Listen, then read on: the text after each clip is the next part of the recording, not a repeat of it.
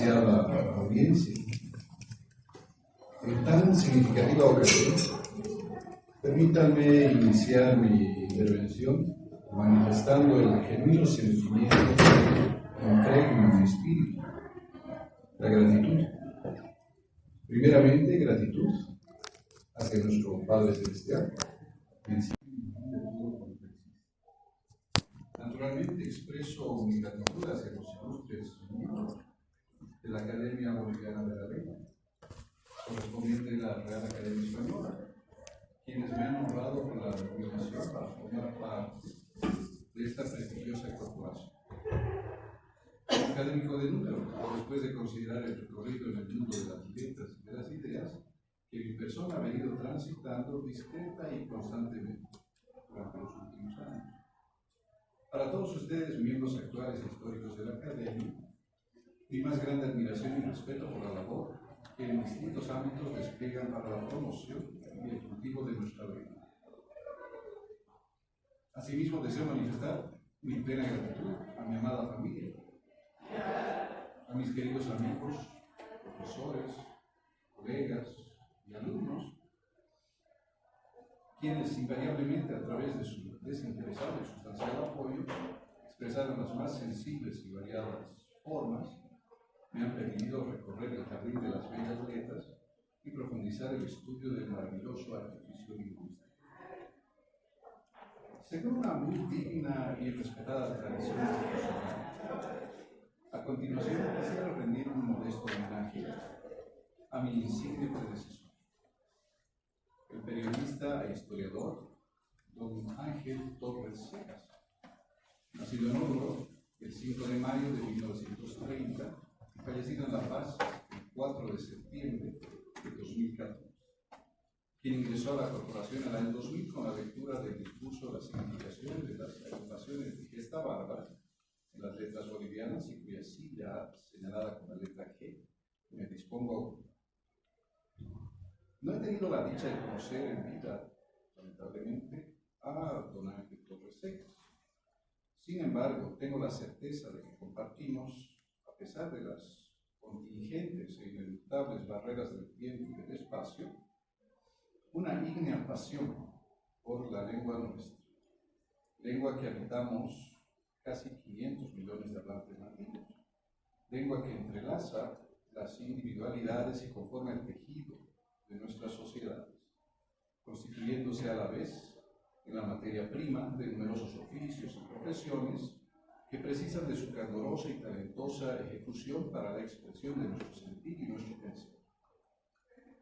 Refiere la académica Tatiana Alvarado Teodórica que la prolífica obra de don Ángel Torres supera los 500 artículos publicados en diferentes matutinos y periódicos, habiendo también escrito libros como Oruro en su historia, 6 décadas de periodismo en Bolivia, ensayo de la historia del matutino del diario, además de haber sido coautor de la obra Fray José Zampa, ejecutor de la Rerum Novarum en Bolivia.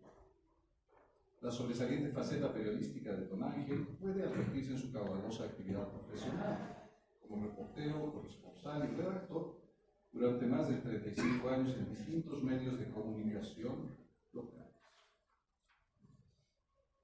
En reconocimiento a su trayectoria, Ángel Torres recibió el año 2003 el Premio Nacional de Periodismo de la Asociación de Periodistas de La Paz.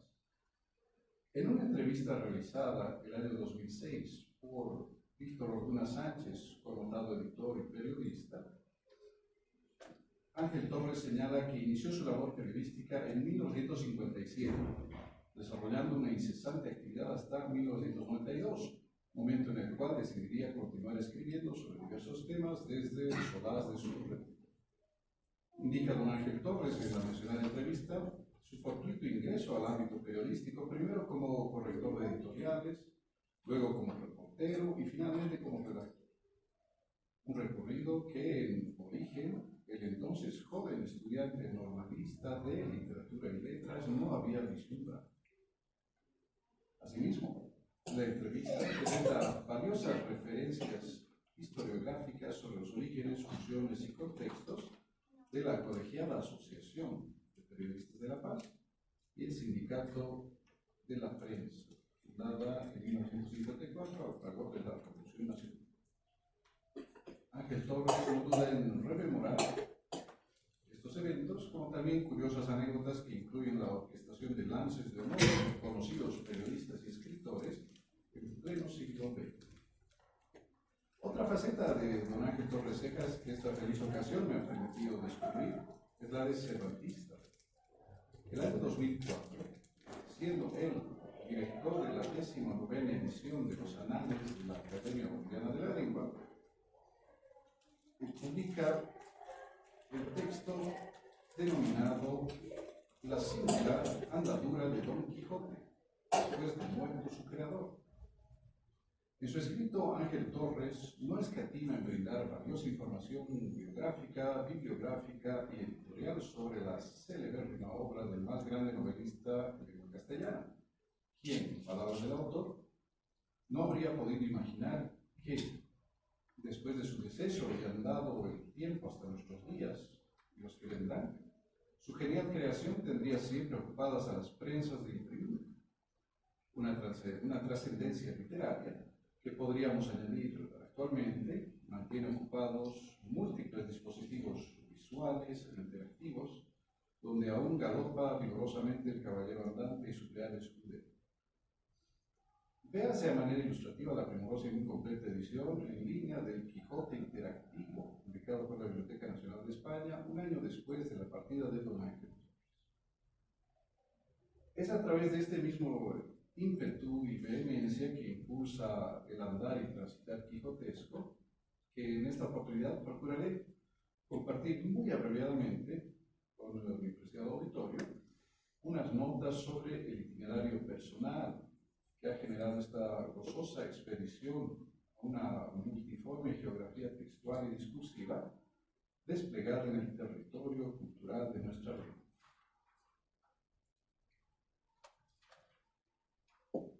Itinerarios de lectura en la geografía textual y discursiva. Un itinerario suele definirse como una ruta que se transita para llegar a algún lugar. La descripción de dicho trayecto permite recrear imaginariamente el panorama de los distintos parajes, paradas y emplazamientos que se han descubierto a lo largo del camino recorrido. En este sentido, las siguientes líneas buscan presentar algunos itinerarios personales que describen recorridos locales realizados a lo largo de la geografía textual y discursiva en búsqueda de sentidos lingüísticos, una mirada relativa a la inquietud de cultivar y practicar el análisis de textos y discursos por algo más de un decenio a través de experiencias individuales fundamentalmente ligadas al ámbito académico. Dichos recorridos, sucintamente reseñados en los apartados que siguen, me han llevado a concebir el análisis textual y discursivo a manera de un recorrido y de una lectura del paisaje verbal que se presenta ante la extasiada mirada del conmovido lector, buscando comprender los textos y los discursos como si fueran formaciones presentes a lo largo de una geografía determinada, intentando de esta forma aproximarse al sentido encriptado en esta suerte de panorama sígnico. Al considerar los textos y los discursos como una geografía, territorios cuyas características internas y externas son descriptibles e interpretables, resulta necesario discurrir sobre algunos aspectos preliminares relativos a esta mirada metodológica, que podríamos designar muy provisoriamente y a falta de una mejor denominación, una lectura telúrica del paisaje verbal. El primero de estos aspectos metodológicos está ligado a la propia existencia de un flujo discursivo y su cristalización textual.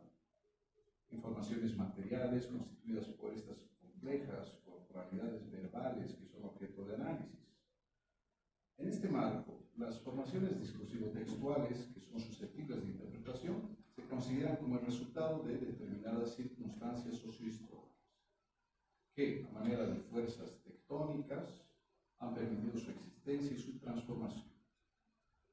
Las configuraciones discursivo-textuales, constituidas a manera de formaciones telúricas resultantes de una geodinámica singular, están sujetas a fuerzas transformadoras externas que condicionan las singulares y a veces caprichosas formas que adquieren las llanuras y macizos verbales sujetos a interpretación. En segundo lugar, La lectura y el recorrido del paisaje discursivo que se presenta ante los ojos del lector o investigador involucra la distinción central de dos planos simbólicos, el de las sinuosas formas verbales inmediatamente aprensibles a nivel de la corteza lingüística y el de las estructuras y componentes internos que permiten acceder a los contenidos tónicos que yacen al interior de estas formaciones discursivas. Estos planos simbólicos llegan a ser solidarios y complementarios, pues el análisis de las formas efectivamente empleadas en el lenguaje, en el estrato de las unidades observables del discurso, nos permite el acceso a otros niveles más profundos, propios a la razón interna de las producciones lingüísticas, donde subyace una fuente recóndita de sentidos encriptados, permitiendo la caracterización de componentes internos y la extracción de valiosos significados, cuasi de metales y piedras preciosas se trata. En tercer lugar, es menester considerar las herramientas adecuadas que nos permitirán acceder a la lectura del paisaje verbal. Si se trata de un páramo discursivo descampado y circunscrito a un espacio bastante limitado, susceptible de una descripción detallada a partir de una lectura directa, resulta beneficioso para el analista o lector seleccionar y definir con relación, a manera de lentillas, las categorías conceptuales que permitirán observar y describir con mayor claridad la geografía que se presenta ante su mirada. Se trata de la adopción de instrumentos conceptuales que en primera instancia permiten distinguir la mirada del analista de aquella lectura más o menos espontánea e instintiva, característica de la comunidad de lectores no especializados. En contraste, si el paisaje presenta masas discursivo-textuales, en algunos casos verdaderas moles titánicas de datos lingüísticos, muchas de ellas actualmente accesibles en línea, se hace necesario el uso de herramientas computarizadas y especializadas para efectuar una suerte de minería de datos que ayuda al investigador a proporcionar sentido a un importante volumen informativo que en muchos casos exige ser interpretado a una gran velocidad. Es a partir de este esbozo metafórico que quisiera presentar a continuación los siguientes apuntes sobre algunos recorridos interpretativos personales que me han permitido realizar lecturas del paisaje discursivo propio al ámbito político o regional y más recientemente me han facilitado la proyección de fugaces excursiones sobre textos jurídicos y literarios en nuestro medio, productos lingüísticos que se han podido abordar a manera de formaciones telúricas, estudiando aspectos relativos a su relieve y su estructura mediante procedimientos analíticos de corte cuantitativo y cualitativo. Itinerarios en las serranías del verbo presidencial boliviano. El año 2009, el Instituto de Estudios Bolivianos de la Facultad de Humanidades y Ciencias de la Educación de la Universidad Mayor de San Andrés publicaba Palabras del Presidente, un libro que constituye una exploración del lenguaje político local, buscando estudiar algunas características argumentativas presentes en las palabras de Carlos Mesa, ex jefe de Estado y prominente orador boliviano, en ocasión de tres significativas alocuciones relativas al anuncio de su dimisión al cargo presidencial, en un contexto de alta polarización política. El interés central de la investigación se centra en el lenguaje persuasivo y en los mecanismos verbales que a nivel de la corteza discursiva y de la estructura argumentativa buscaban generar adhesión a las ideas expresadas en el discurso del mandatario. En relación a los mecanismos retóricos empleados a nivel de la corteza del discurso político, el estudio se acerca a estrategias verbales que buscan realzar y encontrar las ideas expresadas a partir de las repeticiones, omisiones, disposiciones inusuales, características de figuras literarias como la anáfora, la epífora, polisíndeton, la síndeton, la elipsis, la hiperbatón, la anástrofe, entre otras. Asimismo, se estudia el uso de figuras de significación como la metáfora y la metonimia, cuyas excéntricas imágenes pretenden impactar en la sensibilidad y las pasiones del auditorio para persuadir, buscando de esta forma generar efectos de desmesura afectiva en relación a los referentes del discurso. Así, mecanismos mecanismos verbales como la anáfora, observables a nivel de la corteza discursiva, en enunciados consecutivos, donde se manifiesta la repetición inicial de una palabra o frase, pueden apelar insistentemente al auditorio para generar el apego o desapego a una determinada idea. Aquello ocurre en enunciados presidenciales como el siguiente, donde se advierte la presencia de una definición en tono marcadamente negativo, refiriendo al carácter categórico e indebatible que caracteriza la actividad y las posturas políticas de algunos sectores en la esfera pública nacional. Carlos Mesa, el 6 de marzo de 2005, señala: este es el país de los ultimátums. Este es el país de si usted no hace esto, lo lamento mucho, pero se va a tener a las consecuencias. Este es el país de las personas que se enrollan con dinamita para exigirnos que hagamos cualquier cosa, que se les ocurra, buena, mala o regular. No voy a continuar en esa lógica, porque Bolivia no se puede gobernar en esa lógica. De la misma forma, el empleo de mecanismos verbales como la metáfora en segmentos del discurso donde se produce un reemplazo de vocablos en función a una relación de semejanza, busca generar mediante volátiles figuraciones expresivas, emociones y afectos provechosos al trabajo persuasivo del orador político. Así, puede apreciarse en enunciados presidenciales como el siguiente, donde se busca generar una emotividad negativa en torno a los rivales políticos, relacionándolos a las connotaciones de violencia y letalidad del verbo estrangular, contrapuesto a la evocación de paz realizada inmediatamente después. Carlos Mesa, el 8 de marzo de 2005, decía lo siguiente: no queremos que este país sea estrangulado por unos pocos, porque la mayoría que quiere aquí quiere paz. Ustedes son bolivianos, decía Carlos. Las posibilidades abiertas con la exploración de esta parcela de uso real del lenguaje político y la disponibilidad de otros recursos documentales motivaron la ampliación del corpus, producido por el mismo orador, planteando una profundización del examen, en el examen de estructuras mayores propias al lenguaje argumentativo.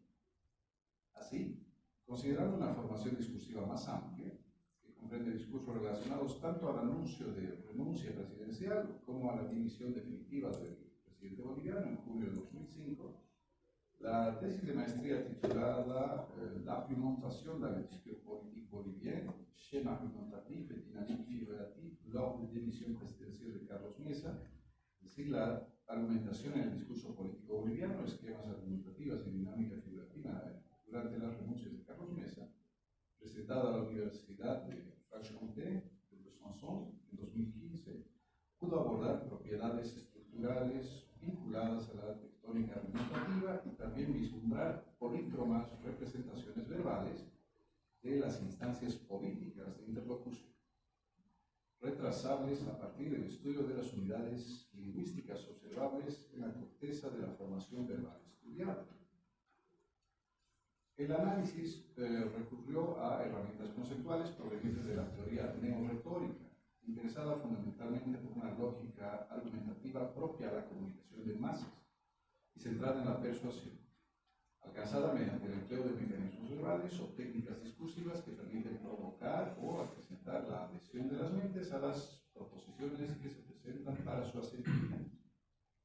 La neorretórica se caracteriza por estudiar estas técnicas discursivas como mecanismos constructores de vínculos conceptuales entre los elementos originalmente separados, mediante argumentos cuasi lógicos, argumentos basados en la estructura de lo real, argumentos que fundan la estructura de lo real, pero también los analiza como recursos cognitivo-verbales que efectúan la división conceptual de entidades previamente consideradas como totalidades. La disociación de nociones, por ejemplo, está presente en fragmentos verbales como el siguiente, donde en un momento de tensión política se percibe en el discurso la separación de una conexión conceptual previamente establecida. Carlos Mesa, en marzo de 2005, señala: yo creo que en este tema, el bloqueo de caminos, ustedes han estado en estos días pidiendo mano dura. Han pedido mano dura. Créanme y escuchen. Transformemos la palabra dura por la palabra justa. Mano justa mano justa. Vamos a enseñar a quienes quieren violencia que les vamos a ganar con mano justa, porque la justicia, la mano de la justicia, es implacable con quien vulnera la ley. Tiene que ser implacable con el que vulnera la ley. Mano justa, mano justa. Se puede apreciar en el fragmento discursivo precedente que la unidad conceptual presente inicialmente en la noción de mano dura se rompe con la introducción de un nuevo adjetivo. El discurso divide así la noción previa, modificando los rasgos conceptuales, inicialmente vinculados a una forma coercitiva de intervención, aspecto que se ve corroborado por el uso del verbo transformar. El fragmento también incluye un esquema de asociación de nociones mediante una técnica argumentativa basada en la estructura de lo real, que manifiesta, mediante el uso de un conector causal, ¿por qué? Una relación que se supone existe en el mundo entre una norma establecida y su consecuente aplicación. En relación a las imágenes interlocutivas, el fragmento precedente alusivo a la mano justa hace posible apreciar el uso de marcadores pronominales que a manera de huellas discursivas en la corteza verbal permiten situar y restituir la presencia del orador político, que se manifiesta enfáticamente por su inscripción en la forma pronominal yo, misma que señala la centralidad de un hablante receptivo a la demanda ciudadana de restauración del orden. De igual forma, el mandatario se adscribe al colectivo de la instancia ciudadana, partidaria, mediante flexiones verbales de las palabras transformemos y vamos, que manifiestan el deseo de implementar una propuesta destinada a llevar a cabo una acción conjunta.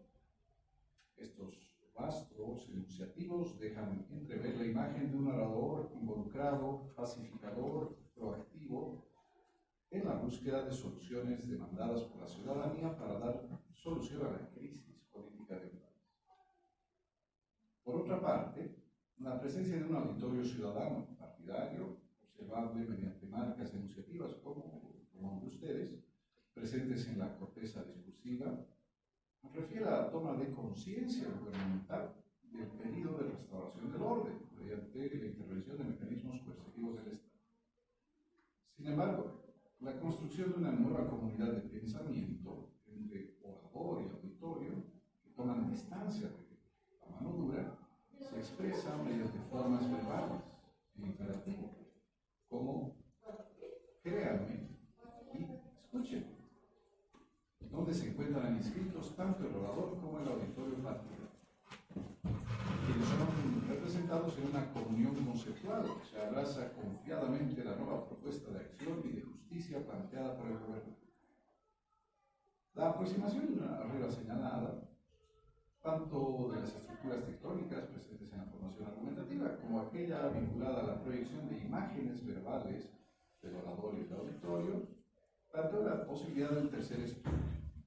Así, en septiembre de 2021, el posgrado en Ciencias del Desarrollo de la Universidad Mayor de San Andrés publicó el libro titulado Tópico e imágenes de sí y del otro en la política boliviana, obra en la que se analiza un corpus conformado por 215 alocuciones presidenciales correspondientes al periodo de gobierno 2003-2005 en Bolivia.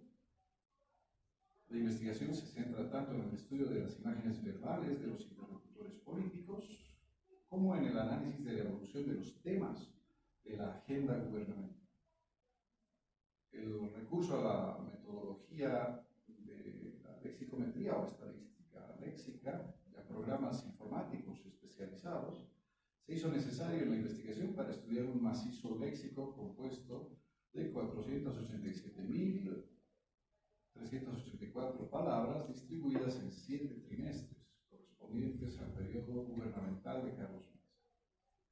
En este marco, por ejemplo, la vecindad léxica recurrente del pronombre yo, con verbos conjugados en primera persona, advertida mediante el conteo estadístico, nos permite obtener relaciones orientadoras para reconstruir ciertas figuraciones de la autoimagen del orador en el discurso o del ethos del orador. Así, por ejemplo, la frecuente vecindad entre el pronombre yo y el verbo tener muestra una autoimagen de gobernante responsable, comprometido con el cumplimiento de sus deberes, Estado que tiene que cumplir con la obligación de responder por su mandato y también mantiene una actitud de precaución en lo que tiene que hacer o decir. La exhibición de una imagen exclusiva de compromiso ligada al cumplimiento de sus deberes, pero también una figuración verbal de cautela y responsabilidad, busca producir una autoimagen que, además de apelar al cumplimiento del deber, evoca una frónesis o prudencia, ¿no?, como componente de la autoimagen verbal, al momento de mostrar un discernimiento mesurado en las acciones y decisiones del presidente. Esta figuración discursiva puede vislumbrarse en los siguientes fragmentos. Decía Carlos Mesa en junio de 2004, usted sabe que yo tengo un mandato hasta el 6 de agosto de 2007. Yo me debo a la Constitución Política del Estado, no al estado de ánimo suyo o al estado de ánimo mío. El problema es que en una negociación de expropiación yo tengo que pagar eso, 50.000 millones de dólares, en un plazo inmediato. Para ello yo tengo que hacer una inversión tan grande como la de la propia expropiación. No me parece responsable. Quizá otro gobernante pensará de otro modo, pero yo tengo que ser coherente con las cosas en las que creo y coherente en lo que es responsable y necesario para el país. Procedimientos análogos fueron desplegados para dar cuenta de otras caleidoscópicas imágenes relativas al orador y al auditorio.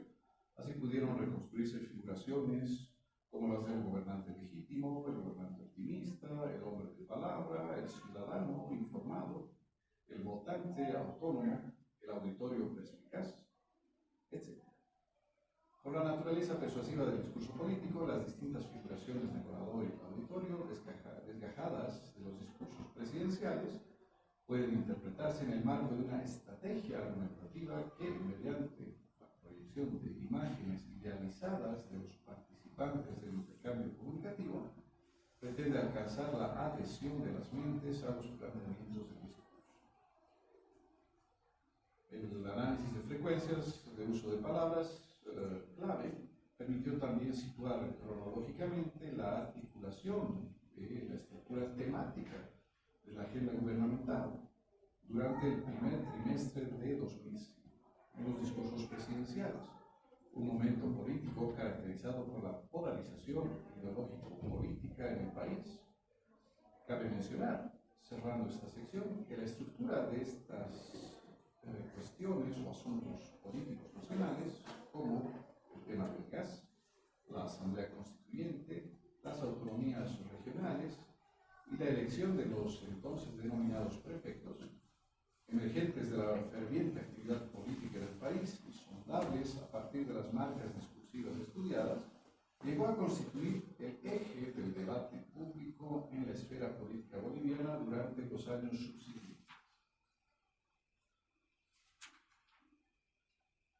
Itinerarios a lo largo de la geografía jurídica y literaria. Los macizos jurídicos y las cordilleras literarias pueden también constituir sendos objetos de lectura analítica desde una mirada lingüística.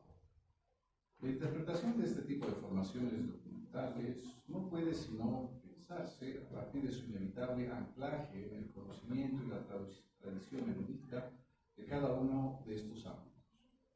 Si nos concentramos en el aspecto relativo a la geodinámica productora de textos, vale decir, en referencia a las fuerzas tectónicas que permiten el surgimiento o existencia de una formación textual o discursiva, un caso que puede resultar ilustrativo es el de la redacción del actual preámbulo de la Constitución Política Boliviana. Una suerte de delgado mantillo verbal que cubre los densos estratos constitucionales de la ley fundamental del país. Este producto lingüístico está conformado sobre la base de al menos otros 3 textos constituyentes, incluidos como propuestas redaccionales en el informe de la mayoría y los informes de la minoría de la Comisión Visión del País de la Asamblea Constituyente Boliviana, desarrollada en los años 2006 y 2005. La Comisión de Visión de País, considerada como la instancia orientadora de la Asamblea Constituyente Boliviana, trató asuntos de ordenamiento general de la estructura estatal, produciendo una serie de enunciados a ser incluidos en el preámbulo y el artículo primero del proyecto de Constitución. Secciones que buscaban mostrar el carácter programático, filosófico e ideológico del nuevo texto constitucional. En su mayoría, los informes de documentos políticos generados por la Comisión se articularon a partir de las propuestas de corte indianista ancladas en una denuncia del pasado colonial, sin considerar la complejidad de cambios ulteriores que ha venido afectando el mundo contemporáneo. El corazón del Estado plurinacional, con sus principios y valores, habría estado contenido en el informe de mayoría de la Comisión Visión de País, documento redactado por miembros del Partido Oficialista Movimiento Social. Un sucinto ejercicio de estadística léxica sobre los términos más empleados en cada una de las propuestas de redacción permite aproximarnos a los sustratos textuales y evidenciar cuantitativamente la oposición conceptual subyacente a tres campos nocionales referentes a las visiones de país expresadas en la Asamblea Constituyente Boliviana. El primer campo nocional, compartido conceptualmente por el preámbulo vigente y el informe de la mayoría, favorece el empleo de expresiones como Estado plurinacional, pueblos, comunidades, indígenas, redistribución, desarrollo, soberanía, entre otras voces que nos remiten al imaginario étnico, político y económico que dominó la esfera pública boliviana durante casi 14 años del primer gobierno del MAS. El preámbulo promulgado en 2009 señala lo siguiente: el pueblo boliviano de composición plural, desde la profundidad de la historia, inspirado en las luchas del pasado, en la sublevación indígena anticolonial, en la independencia, en las luchas populares de liberación, en las marchas indígenas, sociales y sindicales, en las guerras del agua y de octubre, en las luchas por la tierra y territorio, y con la memoria de nuestros mártires, construimos un nuevo Estado. Dejamos en el pasado el Estado colonial, republicano y neoliberal, asumimos el reto histórico de construir colectivamente un Estado social de derecho plurinacional comunitario. Un segundo campo nocional se presenta en el caso del preámbulo del informe de la primera minoría, redactado por la agrupación política Concertación Nacional, Patria Insurgente.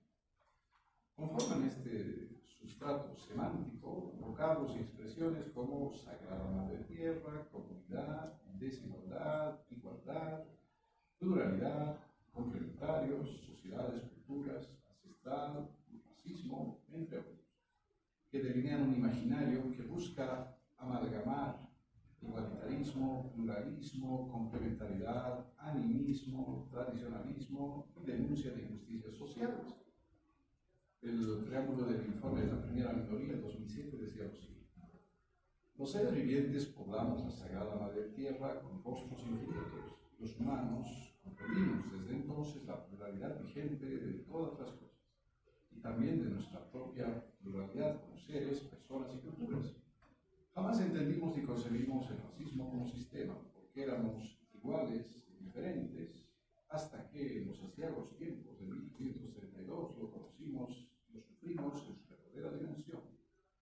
Todos los seres y objetos del universo están entendidos como sexos opuestos, complementarios: sol, luna, montaña, valle, piedra macho, piedra hembra, hombre, mujer.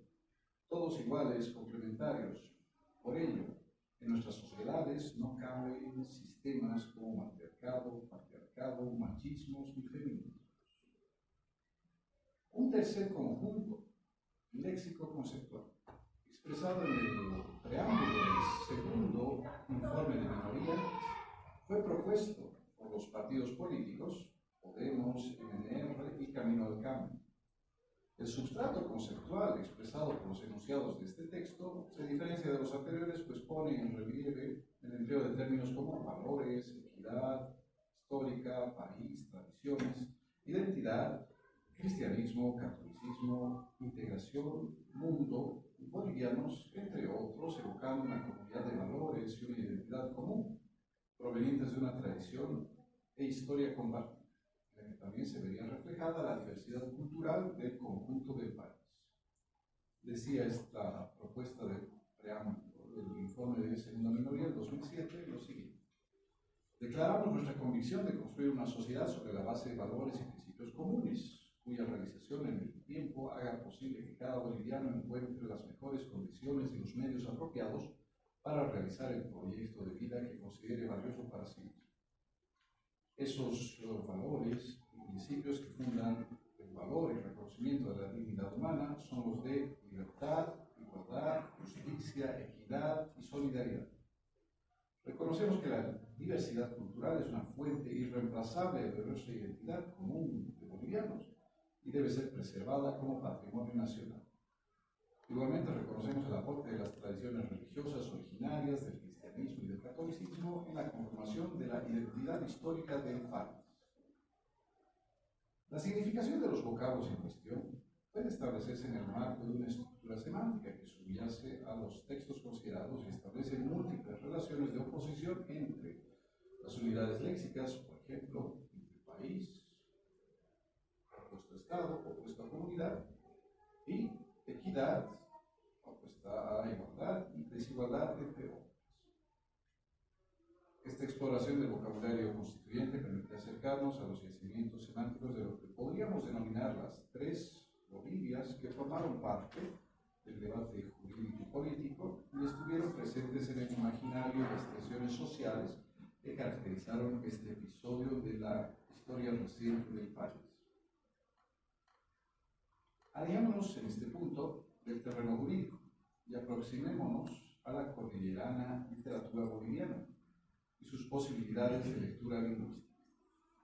Adentrémonos así en la narrativa minera y al realismo literario en torno al trabajo en los socavones andinos, particularmente en un momento en el que esta actividad tomó notoria importancia a inicios del siglo XX en Bolivia. Las narraciones mineras de este periodo recogen las experiencias de los trabajadores e entrenan su realismo sobre la figuración de la dicotomía social arquetípica del explotador y del explotado. El realismo lingüístico, expresado en la narrativa minera, busca aproximarse con verosimilitud a la manera en que hablan los hijos de la mina. Este efecto textual discursivo va construyéndose a partir de la enunciación de un lenguaje propio que caracteriza a los trabajadores del subsuelo. El lenguaje minero, a nivel narrativo, presenta así variados préstamos idiomáticos del quechua y del aymara, pues los personajes son caracterizados como provenientes de comunidades rurales, bilingües en el occidente del país, una oralidad donde las lenguas nativas e hispanas se entremezclan, dando lugar al despliegue de un mestizaje lingüístico de larga data, que alberga los niveles gramatical y léxico de la lengua. El abigarrado vocabulario minero también incluye otras voces indígenas de origen geográfico alejado de los centros mineros, por ejemplo, Pauichi o Tutumazo, e incluso adaptaciones de voces extranjeras que remiten al contexto multilingüe y laboral de las minas. Piénsese en dolce o trole como adaptaciones castellanas de las inglesas lunch y trolley. Este tipo de vocabulario es empleado para otorgar mayor fuerza y verismo a los relatos mediante un habla tradicional, acumulada y moldeada en la comunicación de millones de mineros, preservando las formas de intercambio simbólico y las relaciones sociales propias a la actividad. Considerando de manera prospectiva una formación textual constituida por tres célebres obras que forman parte de la narrativa minera boliviana: Metal del Diablo, de Augusto Céspedes; Socavones de Angustia, de Fernando Ramírez Velarde; e Interior Mina, de René Pope, podemos registrar al menos un centenar de vocablos mestizos que brindan viveza y realismo a los relatos. La mayor parte de estas voces híbridas, al igual que las piedras preciosas, resultan valiosas por su rareza cuantitativa en los textos, pues no se encuentran entre las altas frecuencias de empleo de las palabras en las obras estudiadas. Estas polícromas formas léxicas comprenden fundamentalmente indigenismos incorporados y adaptados al castellano andino, además de combinaciones morfológicas interlingüísticas propias a las regiones donde se desarrolla la actividad minera. interior de este conjunto de vocablos mestizos se puede diferenciar subconjuntos semánticos referentes, por ejemplo, a acciones, lugares e instrumentos propios del trabajo minero, oficios y ocupaciones de la mina, sobrenombres o apodos empleados por los mineros, lenguaje obsceno y peyorativo, términos relativos a las creencias y mitos indígenas, flora y fauna de la región minera, fórmulas de tratamiento y categorizaciones sociales, además de términos vinculados a la alimentación y la vestimenta empleadas en el campamento minero, entre otros campos nocionales que conforman el universo literario de la mina. En este marco, si nos aproximamos al empleo léxico en las obras estudiadas, en relación a las acciones y lugares, instrumentos relativos al trabajo minero, resulta posible advertir en los siguientes fragmentos representaciones sobre el esfuerzo, los accidentes y los peligros que acechan constantemente a los trabajadores del subsuelo. René Popre, en su obra Intermina, señala lo siguiente. Ayer, el techo de Callapos, Cayacha, con carga encima, ha empezado a ceder. Desde la hora del pichero. Cuando ya llegamos había tojos caídos por el suelo. No le dimos importancia para que pase la tropa. Miramos el techo y los callapos podridos, cediendo ante el peso de la carga que poco a poco, como gotas de una lenta chaca, estaba cayéndose al suelo. Pasamos rápidamente ese lugar para observar unos metros, apuntando con nuestras lámparas la inminencia del hundimiento y la separación en la que estaríamos de toda posible salida para llegar al exterior. Los momentos de solaz en la actividad minera son evocados alternativamente por familias léxicas de los verbos aculicar y pichar. Las representaciones vinculadas a estos momentos de descanso, de la labor en los socavones, nos remiten en las obras abordadas a las costumbres y creencias en relación al mascado de hoja de coca. Asimismo, puede advertirse que la selección de una u otra raíz léxica, equivalente en su significado, se enmarca en las posibilidades estilísticas que particularizan la escritura de los autores. Así, por ejemplo, Pope privilegia el empleo de Pischat y Ramírez el de Acuñicar. Estos aspectos pueden apreciarse en los siguientes fragmentos. Ramírez, en su obra Socavones de Angustia, señalaba lo siguiente. El aculli de los viernes es un viejo prejuicio de los mineros y significa un homenaje al tío, mezcla de Dios y demonio de los obreros de las minas, al que en esa típica forma se debe aplacar y halagar para congraciarse con él, a fin de que los proteja de los peligros que siempre acechan, para no perder las ventas, para conjurar las enfermedades y los accidentes, para atraer sus favores y evitar su cólera.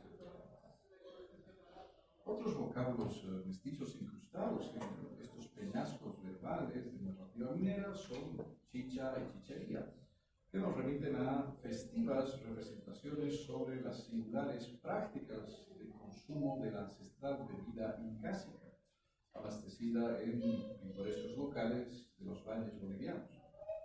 El empleo de dichas voces híbridas en la descripción de logradas estampas costumbristas atrae otros términos mestizos afines al universo gozoso y musical de la fiesta, huaynos, putuma, acayanto, pero también expresa los descensos emocionales que súbitamente se apoderan de los personajes sometidos al influjo de la bebida espirituosa. Céspedes, en su obra, nos señala lo siguiente. Una orquesta formada por una armónica, detrás de la que emergieron los anteojos negros del maestro, dos guitarristas, dos acordeonistas, tocaban marchas, bailecitos y guaynos, interrumpiéndoles únicamente para vaciar la chicha de una jarra de loza. Los vasos de chicha bañaban el corazón de Zenón Amón. Yo he trabajado mucho, decía Zenón Amón. Aquí pocos lo saben. Y si algo tengo es para mis hijos y para mi tierra. También, claro. Las telas doradas se movieron en la sombra de los pacaes y el burbullar de los pájaros se elevó hacia el cielo, suavemente encendido como una pantalla de cristal del mismo color de las frutillas que flotaban en los vasos de chicha. el hálito de la tierra se desprendió blandamente. Aquel hálito impregnaba al minero Cochambi, infiltrándose en su ser junto con el producto de esa tierra, la chicha, que enciende en la sangre nostalgias guerreras y afrodisíacas, y que es también un nepente melancólico. Los vocablos mestizos señalados, barbadiosos, vilasiques, potosinos, raros pedruscos cuya riqueza argentífera está señalada por costosas máculas carmesíes, constituyen un filón de estudio de la riqueza léxica y cultural que por más de 4 siglos ha formado parte de la industriosa e incesante actividad minera del país. A manera de cierre, el desarrollo presente ha buscado dar cuenta de algunos itinerarios analíticos relativos al análisis de textos y discursos, a lo largo de los cuales se efectúa una lectura del paisaje verbal que procura, por una parte, comprender la naturaleza persuasiva en el lenguaje político y, por otra, busca explorar las distintas posibilidades interpretativas en ámbitos como el político y el literario. Esta lectura de la geografía verbal se ha realizado a partir de la articulación teórico-metodológica centrada inicialmente en el abordaje cualitativo de mecanismos verbales propios del discurso argumentativo y en las experiencias más recientes, centrado en esta inquietud investigativa sobre estructuras léxico-semánticas mediante la aplicación de metodologías cuantitativas de análisis estadístico de los vocablos presentes en las formaciones discursivo-textuales consideradas. En este sentido, se ha recurrido al planteamiento metafórico de una perspectiva telúrica, al análisis de las formaciones verbales. Esta mirada geodiscursiva considera aspectos como la búsqueda de marcadores enunciativos a nivel de la corteza verbal, con el objetivo de acceder al análisis del nivel tectónico que alberga estructuras y componentes generadores de sentido, considerando además la interpretación de las calidoscópicas imágenes y representaciones que emergen en la contemplación de este paisaje lingüístico. En este marco, resulta posible vislumbrar nuevas vetas analíticas que amplíen y complementen el estudio de distintas formaciones discursivas, tanto en el ámbito local como internacional, considerando además la posibilidad de estudiar voluminosas bases de datos, ahora disponibles en formato virtual, un desafío contemporáneo para encarar los nuevos trabajos en el ámbito de las ciencias sociales y las ahora denominadas humanidades digitales. Muchas gracias por su atención.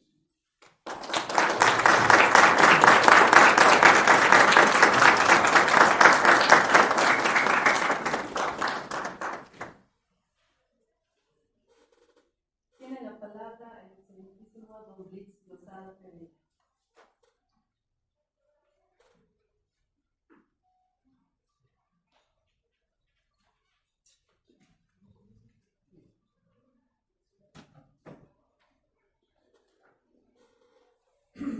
Doctora España Villegas, directora de la Academia Boliviana de la Lengua.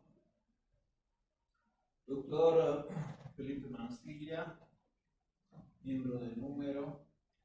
Doctor José Roberto Arce, miembro de Número.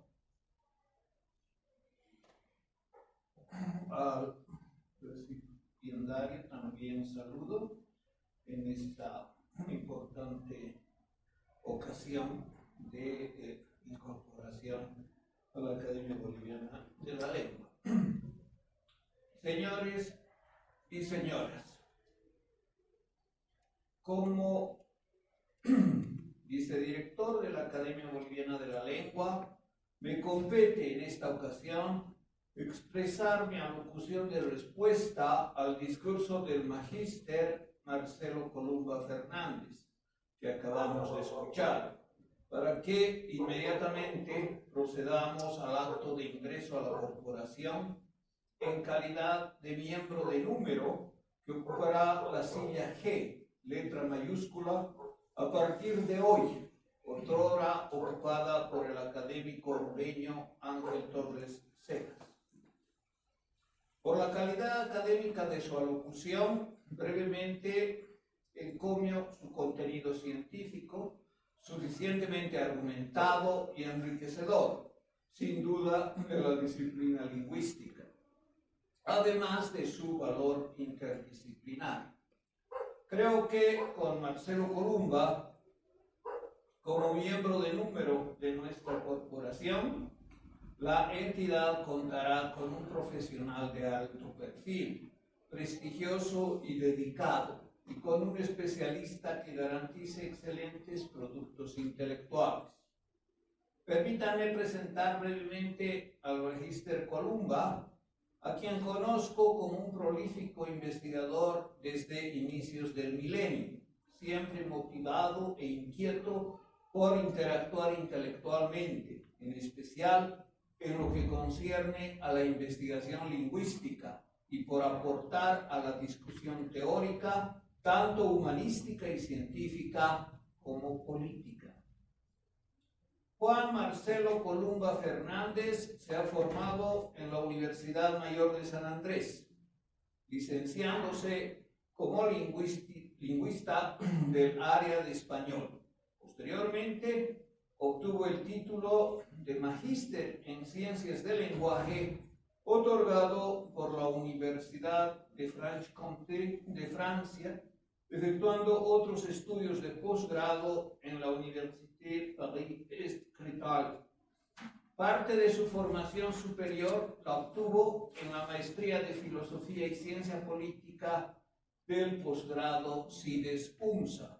En 2009 publicó su libro Palabras del Presidente y en 2021 Análisis argumentativo de los discursos del 6, 8 y 10 de marzo. También tópicos e imágenes de sí y del otro en la política boliviana.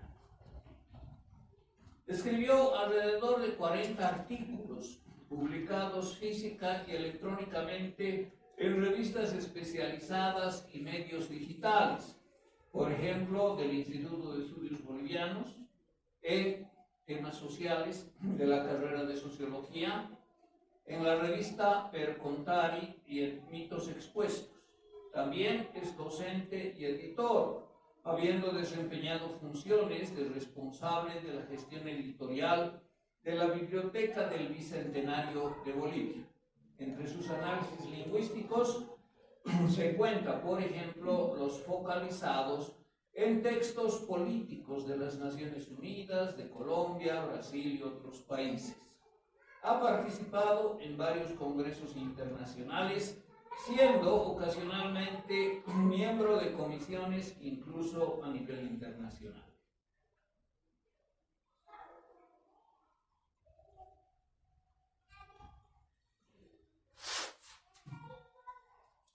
Como acabamos de escuchar, la locución de Marcelo Columba sigue dos itinerarios.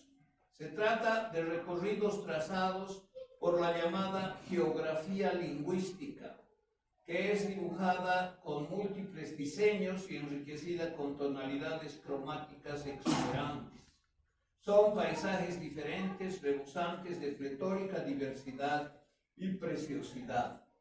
En primer lugar, lo seguimos en su itinerario que interpreta varios discursos políticos. Se desplaza focalizando 12 textos de la política boliviana, entre los que destacan documentos publicados en 2007 por la Asamblea Constituyente, relevantes y sesudos análisis políticos de investigadores como don Hugo Celso Felipe Mancilla, acá presente, y Salvador Chabelson, además de un libro de Carlos Mesa y otro de Cayetano Llobet. A estos 12 textos hay que añadir 2 libros del Magíster Columba, que habiendo sido publicados por el IEB y el CIDES-UNSA, en su origen fueron las 2 tesis de maestría que redactó en los posgrados que aprobó, primero en Francia y después en La Paz, obteniendo calificaciones de excelencia. Otro libro con el que se suma 3 en total, analiza el discurso político de Carlos Mesa en la segunda semana de marzo de 2005, mostrando cómo Columba construyó el corpus de su alocución aplicando programas para el procesamiento lexicométrico automático, lo mismo que para el libro publicado posteriormente. En el presente discurso, consistente en la respuesta que tengo la oportunidad de expresar, haré referencia particularmente a este itinerario, marcado por el recorrido a través del discurso político boliviano, apreciando los análisis de Columba. Si seguimos al recipiendario como nuestro Cicerone en la travesía por ignotos paisajes, descritos y comentados de manera pertinente y original, encontraremos que nuestro recorrido descubrirá un corpus literario y formado, en segundo lugar, por 8 referencias bibliográficas de novelas de escritores bolivianos. Los textos ficcionales son de autores destacados, como Alcides Arguedas, Armando Chirveches, Augusto Guzmán, René Pope, Fernando Ramírez, Augusto Céspedes, Víctor Hugo Villegas y Mario Guzmán Aspiazu. Se trata de las obras cimeras de los escritores mencionados que dieron lugar a que Marcelo Columba efectuara análisis lingüísticos. Por ejemplo, cuando escuchamos al final de su alocución, nos ofrece un glosario de alrededor de 40 términos de la novela minera, señalando los significados del sociolecto correspondiente. De estos, los que más me agradan personalmente son Acallantu, lugar de expendio de chicha; Arachaki, pie desnudo; Calincha, traviesa de conducta liviana; Chancaca, masa de miel de caña; Charqui, carne salada secada al sol; Chascañahui, ojos como estrellas; y Tutumazo, porción de chicha bebida en tutuma. Los análisis lingüísticos del Magíster Columba refieren en ocasiones varias metáforas geográficas que ponen en evidencia su creatividad, aunque también son destacadas las referencias de artículos de la ciencia lingüística y de la crítica literaria. Como escuchamos al recipiendario, el segundo itinerario ofrece análisis sobre la oposición de unidades léxicas referidas a étimos del aymara y del quechua que como indigenismos han dado lugar al repertorio de vocablos del diccionario de bolivianismos, de tan larga como prolífica elaboración. Respecto de los análisis de la novela minera, Columba muestra, por ejemplo, cómo en los conjuntos semánticos interior y exterior mina se constelarían vocablos mestizos, paradigmáticos o sintagmáticos con conceptos metafóricos y metonímicos que impactarían la sensibilidad y las pasiones de los oyentes o de los lectores, persuadiéndolos. No habla de las acciones, los lugares e instrumentos del trabajo minero, nos habla de las acciones, los lugares e instrumentos del trabajo minero, los oficios y las ocupaciones, los apodos, el lenguaje obsceno y el peyorativo, las creencias y los mitos, la flora y la fauna, la alimentación y la vestimenta, etc. Se trata del objeto de la crítica literaria ya efectuada, de los campos nocionales del universo literario de un determinado entorno, y de lo que, de manera auspiciosa, la crítica en distintos ámbitos y niveles podría realizar, también desde la perspectiva del análisis lingüístico. Son también auspiciosas las referencias de la alocución del Magíster Columba, en tanto integra y destaca la crítica literaria, con análisis de figuras retóricas como la anáfora, la epífora, la epístrofe, que, con enunciados repetidos insistentemente, pretenden que el auditorio se adhiera o rechace a una idea emocional, con contenido emocional. Oímos también acerca de otras repeticiones, con figuras como el polisíndeton, que consiste en multiplicar las conjunciones, en tanto que el asíndeton elimina los elementos de enlace y la elipsis. De manera intencional omite componentes del discurso.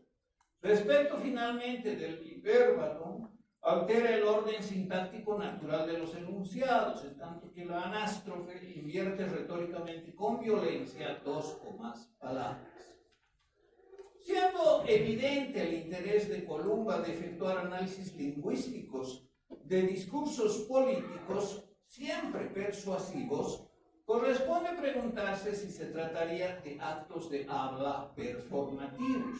Es decir, cabe considerar, por ejemplo, si las alocuciones de Carlos Mesa en la segunda semana de marzo de 2005, referidas a su dimisión como presidente de la República, habría pretendido inducir al auditorio a compartir ciertas ideas y a que realizara algunas acciones. Queda claro que Columba muestra la pretensión del presidente Mesa de que el auditorio se adhiera a su posición, para lo que emplea mecanismos verbales reforzados por la repetición y la constelación de conceptos determinados.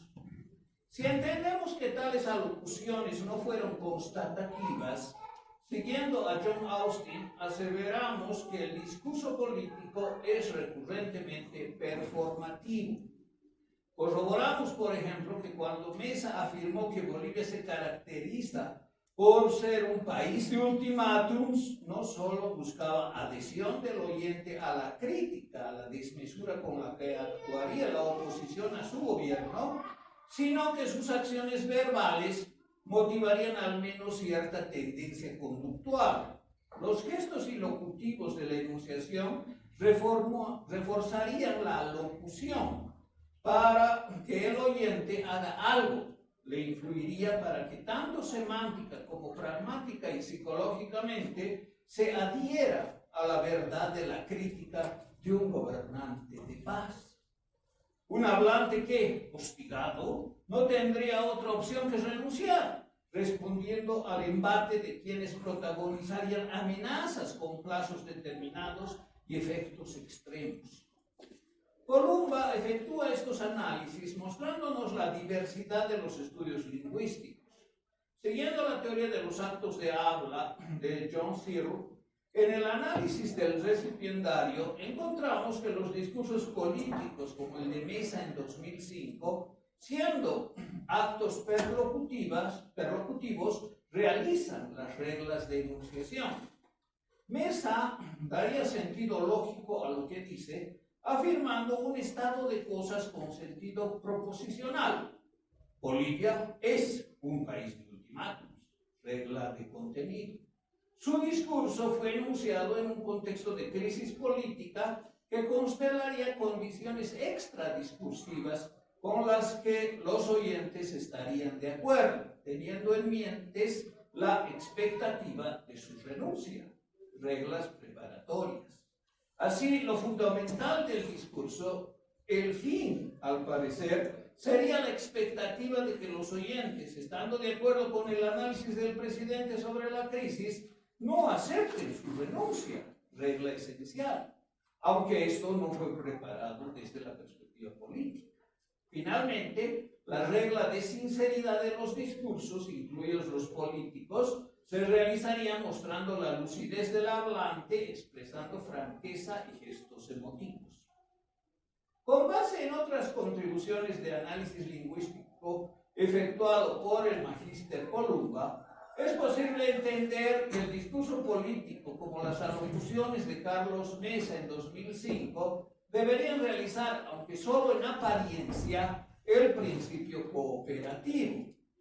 Según el filósofo británico Herbert Grice, con la transmisión de contenidos expectables, el discurso debería tener en cuenta 4 máximas, con la expectativa de que se produzca de parte del oyente tanto reacciones favorables como acciones concomitantes. En primer lugar, la máxima de calidad, que exigiría del hablante que asevere lo que considera la verdad, sin cálculos de las consecuencias que podría producirse si no mediría sus palabras. En segundo lugar, la máxima de cantidad, que recomendaría al hablante que no se exceda en el discurso, aunque tampoco sea parco, que argumente lo suficiente para persuadir a las personas, convenciéndolas racionalmente sobre una posición determinada. En tercer lugar, la máxima de pertinencia, que mostraría la atingencia de la argumentación, relevando su claridad y puntualidad para toda persona que se encuentre ávida por fortalecer alguna posición propia.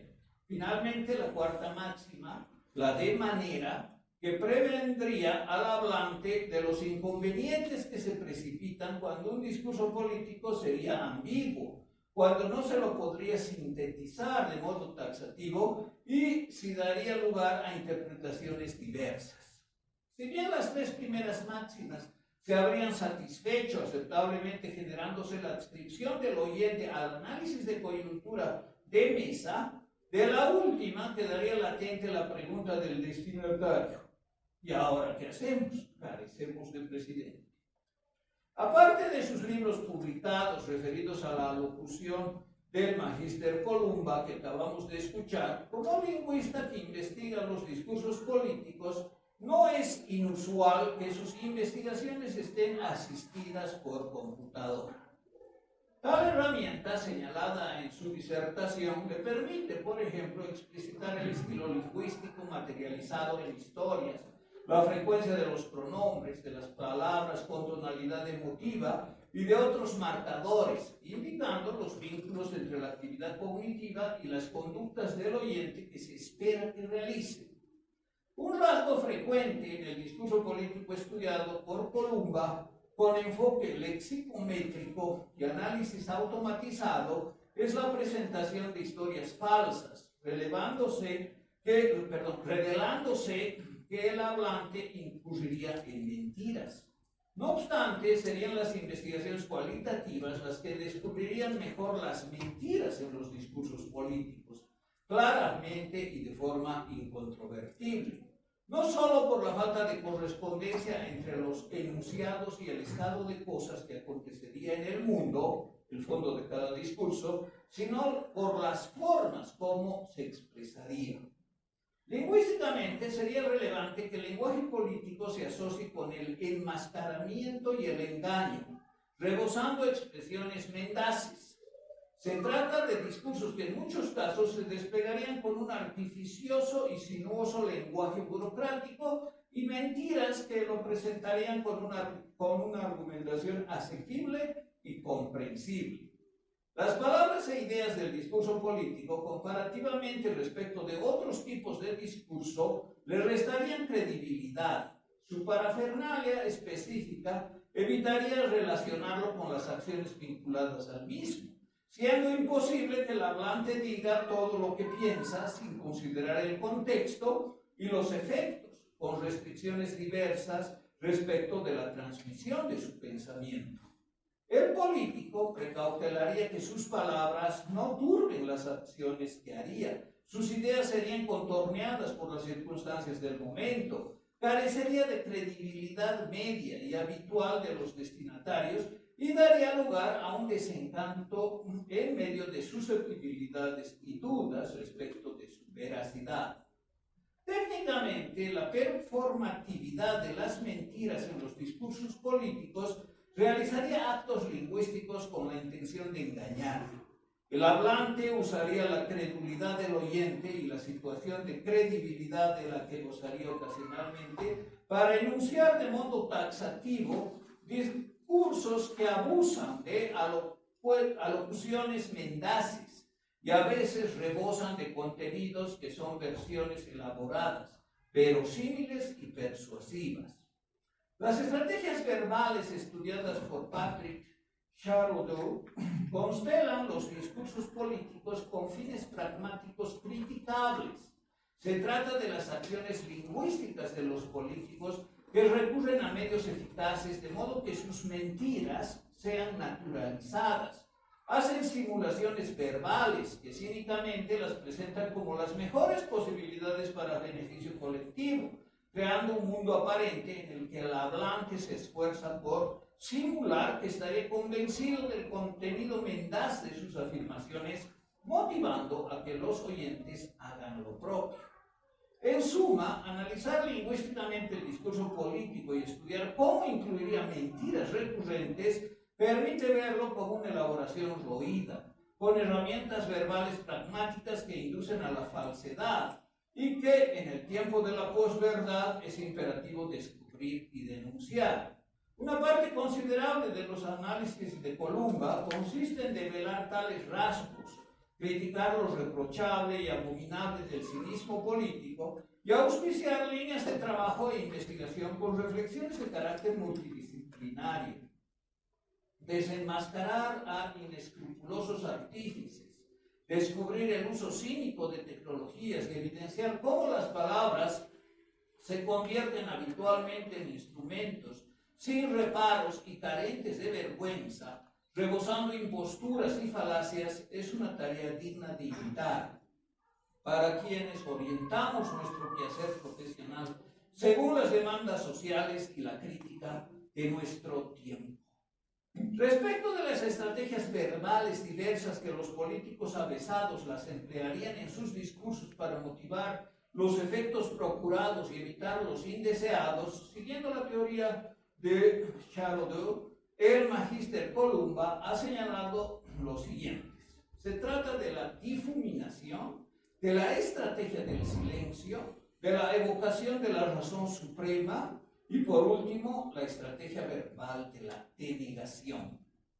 La estrategia verbal de la difuminación desenfoca el referente como aquello de lo que debe hablar el discurso. La locución marea la atención con declaraciones emotivas, redundantes y estudiadas, confundiendo al oyente por la carencia de claridad y por las metáforas intencionales, esforzándose por desplazar la focalización del objeto de estudio de modo que no se adviertan los errores ni las inconsistencias. Es una estrategia de engaño que no satisface la máxima de manera. Columba ofrece varias expresiones políticas metafóricas que magnifican la expresividad del hablante y reducen la precisión de las ideas.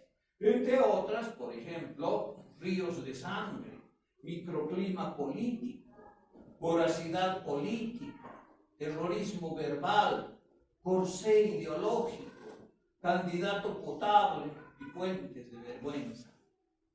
Enunciados como los de Luis Espinal y Miguel de Unamuno, que señalan respectivamente: callar es lo mismo que mentir y el silencio es la peor mentira, ponen en evidencia la estrategia verbal del silencio, patente recurrentemente en el discurso político, como si fuesen personajes sospechosos que podrían autoincriminarse con las palabras que vierten. Los políticos recurren a esta estrategia mendaz, cobijada en el mutismo, para evitar la enunciación de posiciones controversiales, quedando en suspenso cualquier posible reacción adversa.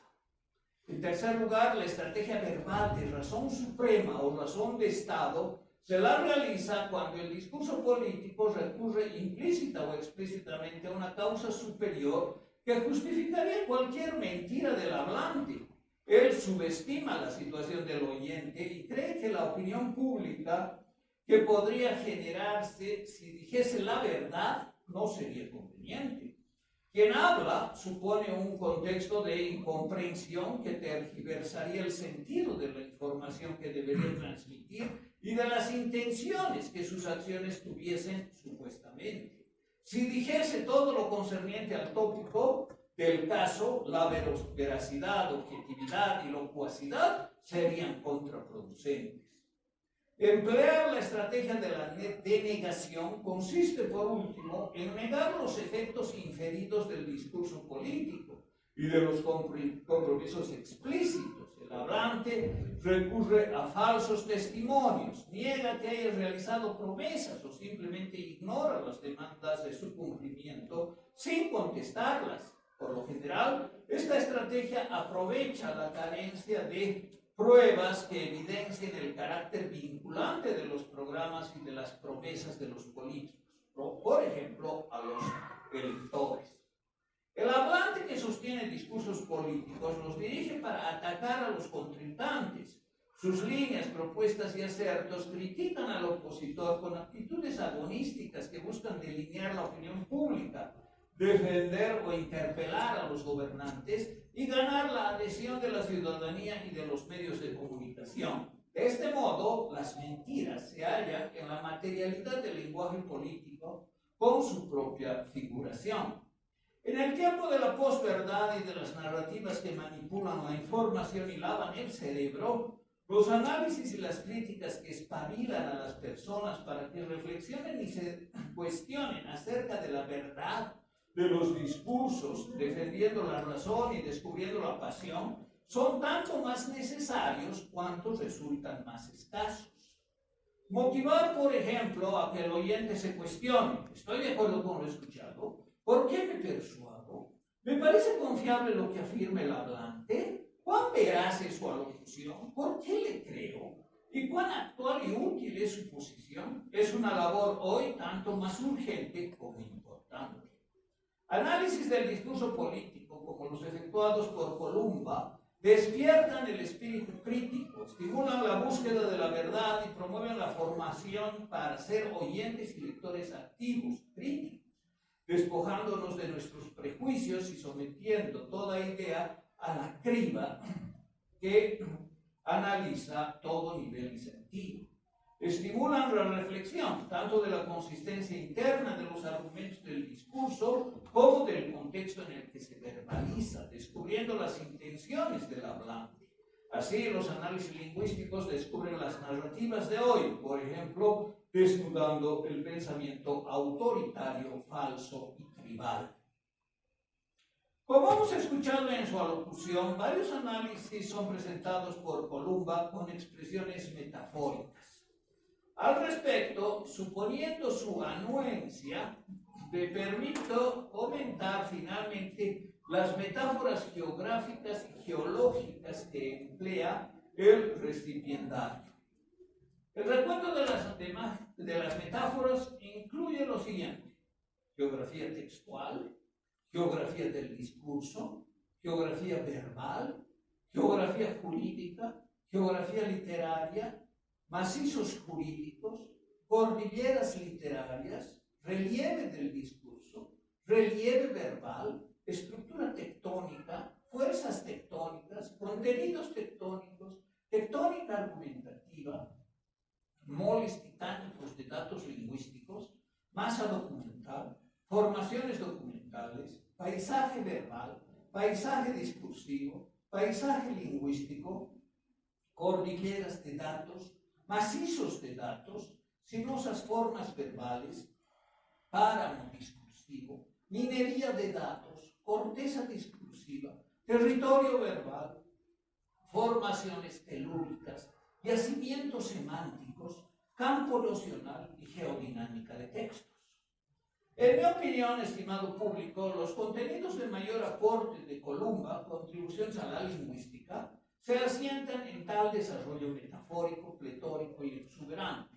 Al respecto, creo que para darle continuidad a tan creativo emprendimiento, sería apropiado considerar la posibilidad de elaborar un glosario geologográfico de lingüística, explicitándose las particularidades de cada metáfora. Estoy seguro de que el autor tendrá en cuenta esta sugerencia, por lo que me aventuro a formularla.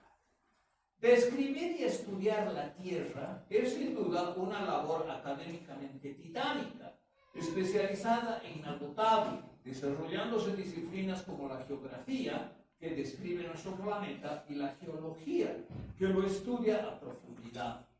Sorprendentemente, ambas disciplinas tienen similitudes epistemológicas como la lingüística, que autorizan establecer relaciones metafóricas como las que señala Columba desde una posición filosófica. Por ejemplo, aparte de describir y sistematizar las lenguas, tarea desplegada de modo cibernético hoy día gracias a la lexicometría, el estudio de las lenguas y del habla, tanto desde la perspectiva teórica como histórica, se añade actualmente la perspectiva auspiciosa de las neurociencias. De modo recíproco, por ejemplo, la descripción de la superficie de nuestro planeta y el inventario de las imágenes tridimensionales es una labor efectuada con programas de alta resolución que emplean satélites de última generación.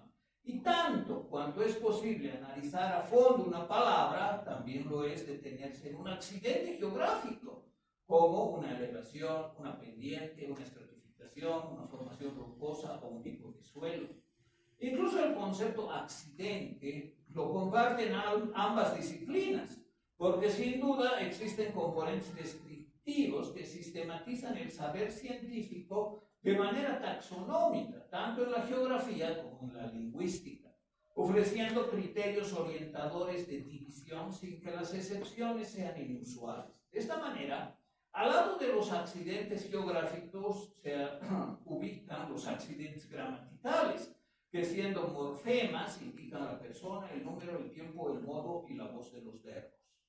Siendo la labor de la geografía la descripción de los accidentes que se dibujan en la superficie de nuestro planeta, a la lingüística le corresponde una tarea similar, incluyente de la lexicografía, aparte de la lexicometría ya referida y que requiere conocimiento de informática. Describir el léxico de una lengua es una tarea tan amplia y diversa como la labor que realizan los geógrafos. Personalmente considero que tanto para el desarrollo descriptivo de la geografía como de la lexicografía, en cuanto a disciplinas científicas, cabe siempre una visionaria actitud de preservación. Tanto la descripción del paisaje como de las lenguas invita a su apreciación y valoración estética, ecológica, antropológica, holística, cognitiva y cultural, con la generación de pautas axiológicas que orienten el comportamiento humano, conservando el medio ambiente de modo sustentable en su más amplio significado, tanto natural como social. Para ambas disciplinas se requieren categorías taxonómicas explícitas y rigurosas, con criterios que fijen la diversidad de los especímenes, de sus variantes, sus casos y tipos, dando lugar a apreciar y valorar la riqueza natural y social subyugante por su multiplicidad, en tanto que el factor temporal, sea geológico o histórico, advierte acerca de los cambios, incluso cuando las transformaciones son azarosas y carecen de sentido. Al respecto, la hipótesis Gaia, que concibe la vida como factor sustantivo para que se autorregulen las condiciones de la Tierra, temperatura, salinidad, composición química, constituye una motivación fértil para la lingüística, en cuanto las lenguas minoritarias, las que están en extinción, y las aborígenes, serían factores de autorregulación de lo que concierne a nuestra habla, la de los seres humanos, en oposición a la inteligencia artificial, en la única casa común de la que disponemos y donde habitamos desde nuestros orígenes. Respecto de la vivencia y la preservación del medio ambiente, se trata de un conjunto de experiencias que se constelan como facta, es decir, como el agregado de hechos que son infinitamente diversos. Personalmente viví experiencias geográficas, ecológicas, climáticas y apreciaciones de los accidentes geográficos, del mismo modo como felizmente tuve ocasión de aprender lenguas, apreciar la riqueza y las posibilidades de conocimiento y de comunicación que las palabras permiten en medio de accidentes gramaticales. Tal y como la ciencia geográfica describe los territorios, los paisajes, los lugares naturales y las regiones, incluyendo la afectación de la acción humana sobre el medio ambiente, así también la ciencia lingüística da cuenta del origen, las transformaciones y las estructuras del lenguaje, señalando las particularidades y recurrencias de las lenguas antiguas y modernas que invitan a la pasión de conocerlas y usarlas. Dicha disciplina científica explica las variaciones de las familias de lenguas considerando los acontecimientos sociales que permiten comprendernos y comunicarnos, tanto natural como artificialmente. Siendo una ciencia natural paradigmáticamente, la geología se ha afirmado de modo cíclico, estableciendo contenidos a veces incompatibles, por ejemplo, a los de la astronomía. Actualmente lo hace gracias a la geología planetaria y a un conocimiento profundo de la geofísica, la teoría de las placas tectónicas, la geología estructural y la paleontología.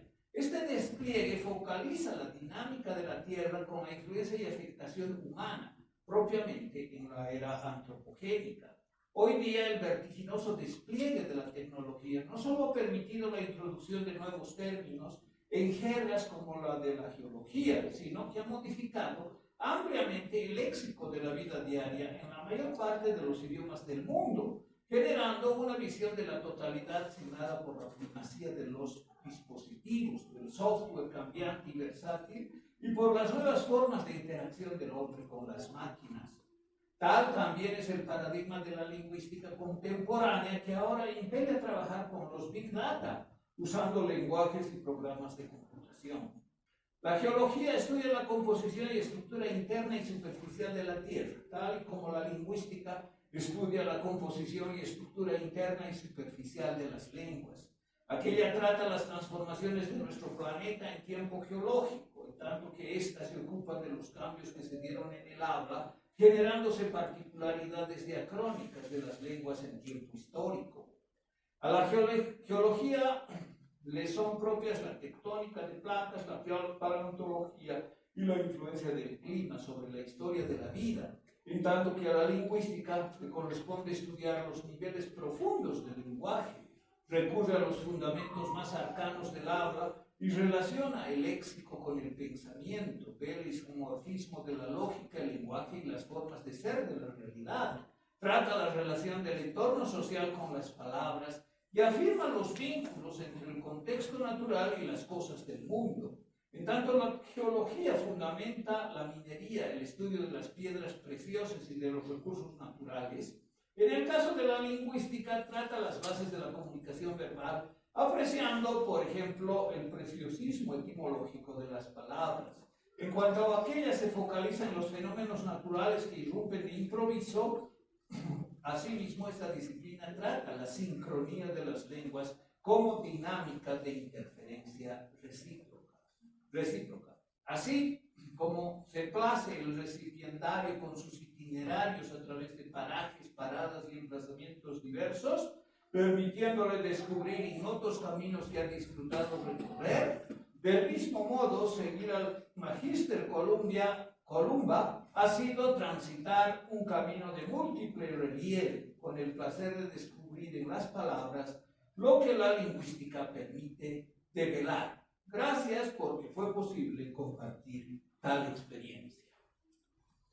Aunque no se advierte directamente la relevancia del aparato crítico que sustenta la locución que Marcelo Columba nos brindó, conviene referirlo, porque además está patente en el texto escrito remitido a la academia que yo redacté para el presente discurso. El recipiendario, acogido hoy por la corporación, incluye en el texto escrito de su discurso una veintena de notas de pie de página, con complementaciones y textos conceptuales pertinentes que facilitan y mejoran la comprensión de sus ideas. Respecto de la bibliografía, cabe puntualizar lo siguiente. A las referencias anotadas y que se encuentran en el texto escrito, hay que agregar que su alocución tiene el respaldo crítico de medio centenar de entradas bibliográficas. La mayor cantidad está constituida por 18 referencias de libros y artículos en francés, mostrándonos el desarrollo teórico de la lingüística francesa, su aplicación a los análisis en castellano y la formación posgraduada del autor. Como señalé, 12 entradas corresponden a textos de la política boliviana, entre los que se incluyen varios de la Asamblea Constituyente de 2007. Por otra parte, 7 son las novelas de autores bolivianos referidas a la bibliografía que permiten al Magíster Columba formar su corpus de investigación con obras de autores ya señalados como Arguedas, Céspedes y Pope. Igual es el número de entradas de artículos de crítica literaria, en tanto que 4 citas son los libros de lingüística española, con 3 autores citados que son o fueron miembros de número de la Academia Boliviana de la Lengua. Se trata de don Hugo Celso Felipe Mancilla, aquí presente, Carlos Cuello ya fallecido, y Mario Frías Infante. Por último, hay dos entradas que corresponden a otros temas distintos a los que se mencionan en esta síntesis. Finalmente, debo decir algunas palabras sobre quien ocupó como miembro de número antes del Magíster Columba la silla G mayúscula de la Academia Boliviana de la Lengua. Fue el periodista y escritor orureño Ángel Torres Cejas, a quien tuve el honor de conocer y que murió a los 84 años, después de ser parte de la corporación durante poco menos de 15 años. Las ocupaciones frecuentes de Ángel Torres fueron la política, la economía y la cultura, cubriendo procesos relevantes como el acuerdo de la democracia en España y la guerrilla de Ñancahuazú. Trabajó en los más notorios medios de comunicación, tanto de la prensa como de la radio y la televisión, local, nacional e internacional. Elaboró alrededor de 5 centenares de artículos como corresponsal y redactor. También publicó varios libros, por ejemplo, sobre la historia de Oruro, la historia del periodismo en Bolivia y textos sobre la Iglesia Católica, obteniendo premios nacionales e internacionales.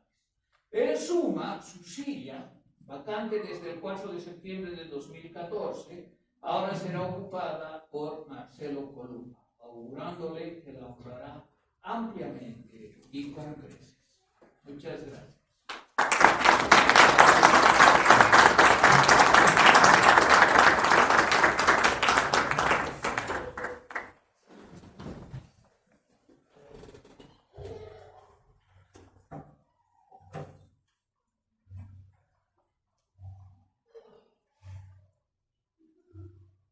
La Paz, 22 de junio de 2023. La Academia Boliviana de la Lengua, correspondiente de la Real Española, vista. La propuesta de incorporación de don Juan Marcelo Columba Fernández, presentada por los académicos don Luis Lozada Pereira y doña España Villegas Pinto, y el informe favorable de la Comisión de Incorporaciones. Considerando que el ciudadano boliviano don Juan Marcelo Columba Fernández es un lingüista consagrado por su producción científica y en virtud de sus méritos, la Academia Boliviana de la Lengua acordó elegirlo como académico numerario, debiendo proseguirse con los trámites de rigor, impetrando su discurso de ingreso y asignándole una de las sillas vacantes. Que escuchadas la lectura del discurso de ingreso sobre el tema itinerarios de lectura en la geografía textual y discursiva y la respuesta del académico don Luis Lozada Pereira con satisfacción del cuerpo académico y el público asistente. Por tanto, resuelve 1. Incorporar como miembro de número a la Academia Boliviana de la Lengua correspondiente de la Real Española a don Juan Marcelo Columba Fernández, asignándole la silla G mayúscula en mérito a sus cualidades científicas. Segundo, expedir el diploma correspondiente como constancia de esta incorporación y entregar copia autógrafa de la presente resolución en la sesión pública y solemne a realizarse el día de hoy, 22 de junio de 2023. Regístrese y cúmplase. Firma